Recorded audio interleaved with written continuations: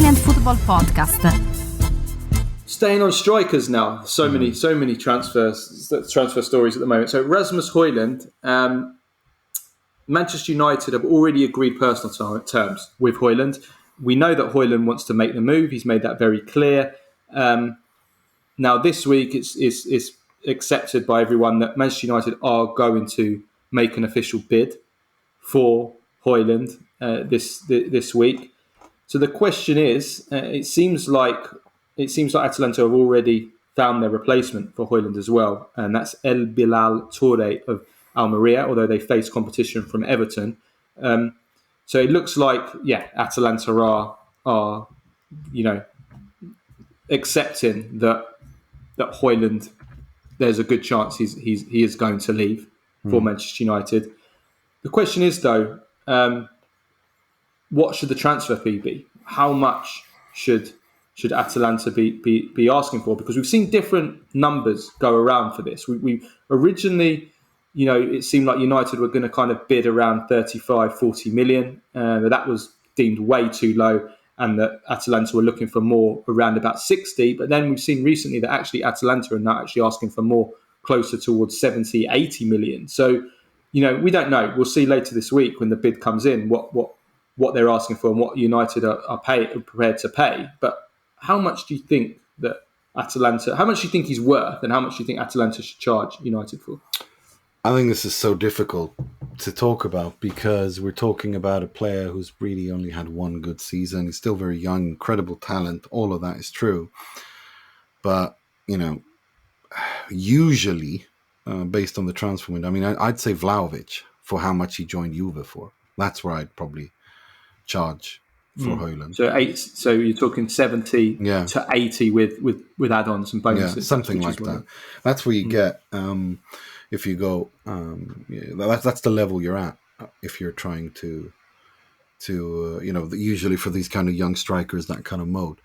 But that's, it is a big risk because Vlahovic is yet to fulfill his potential.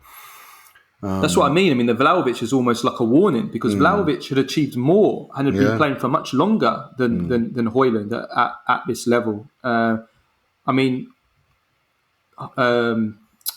had a whole year where he was second or third top scorer in all of Europe when he went for 80 million to Juventus.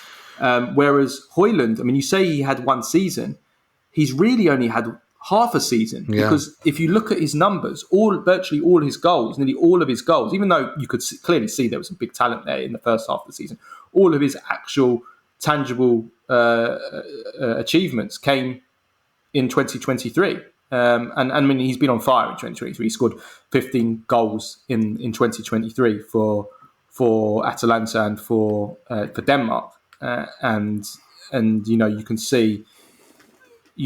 Just looking at him physically, he's already a man. He already bullies defenders physically, and he's so quick. We saw that burst of pace that he did against Lazio that time, and that was probably his best performance. And he has that incredible left foot, just like the player that he is compared to, which is Erling Haaland. He's compared to him. Under 11 seconds, he does the 100 meters in. So you can see that he won't have a problem physically with the Premier League, with the intensity and stuff. But it is a short period of time, and there's always a risk also with youngsters as well. Are they ready? Is he going to be ready? Is he going to be, if he's going to be Man United's number 9 straight away? So the difference is this, and that is that Erik ten Hag has worked with young players, is good with young players. We know that he can get players to take the next step. He improves players regardless of how old they are. We've seen that with him, right?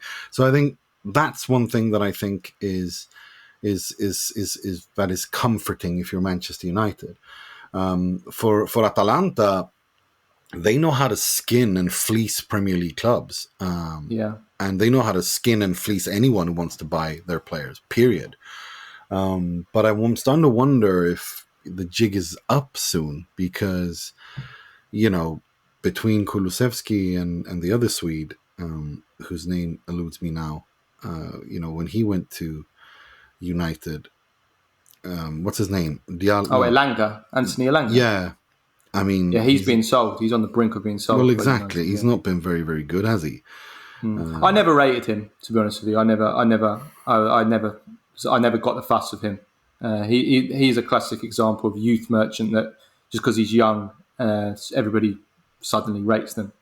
you know, but yeah, I mean, we know Atalanta how well they've done. I mean, if they do sell him for this big money, again, it just shows what an incredible job Atalanta do in scouting these players and if they get El Bilal Toure, I mean, who knows? He might be the next one. I mean, they're just so good at discovering these players. Sorry, I meant Amad Diallo, who played for Atalanta and barely played, and then went to Manchester United, not the Swedish Elanga.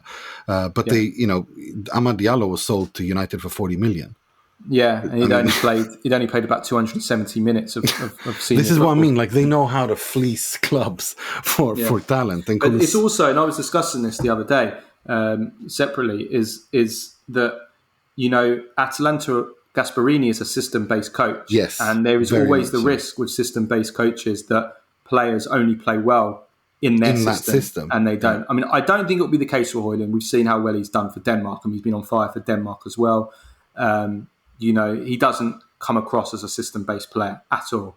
But there have been so many Atalanta players who they've gone to other clubs and they haven't performed. They haven't fulfilled their potential.